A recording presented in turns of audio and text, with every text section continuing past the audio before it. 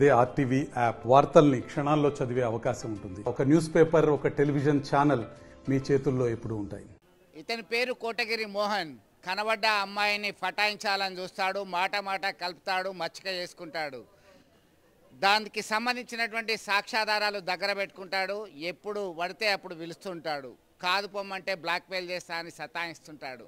కరెక్ట్గా ఇట్లాంటి కేసే జగిత్యాల్లో మనకి ఆధారం లభిస్తుంది. దీనిలో అతని బాధ భరించలేక పోలీసులను ఆశ్రయించింది. ఇతను మీడియాను పొలిటీషియన్స్ సైతం బ్లాక్మెయిల్ చేసిన ఉదంతాలు ఎన్నో ఉన్నాయి.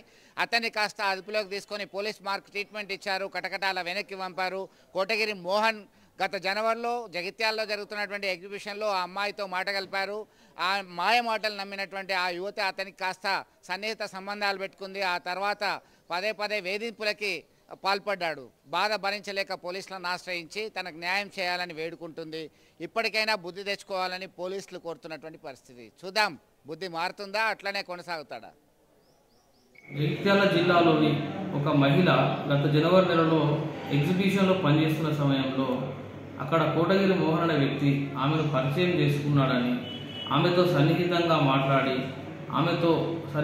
మాట్లాడే సమయంలో ఉన్న ఫోటోలు తీసుకొని ఆమె కనుక రాకపోతే, తన కోరిక కనుక తీర్చకపోతే ఆమె ఫోటోలు మార్ఫింగ్ చేసి కానీ బ్లాక్మెయిల్ చేసి సోషల్ మీడియాలో పెడతానని బెదిరించి ఆమెను బలవంతంగా అత్యాచారం చేయడం జరిగింది. దానిపైన ఆమె ఒక పిటిషన్ ప్రకారం కేసు నమోదు చేసి పూర్తి విచారణ మా ఎవరో సిఐ గారు ఎస్ వేణుగోపాల్ సార్ గారు పూర్తిగా విచారణ చేసి నిన్న మన కోటగిరి మోహన్ గారిని అరెస్ట్ చేసి జైలుకు తరలించడం జరిగింది. మరిన్ని వీడియోస్ కోసం ఛానల్ ని సబ్స్క్రైబ్ చేయండి. లేటెస్ట్ అప్డేట్స్ కోసం వాట్సాప్ ఛానల్ ని ఫాలో చేయండి. అండ్ లింక్ డిస్క్రిప్షన్ లో ఉంది.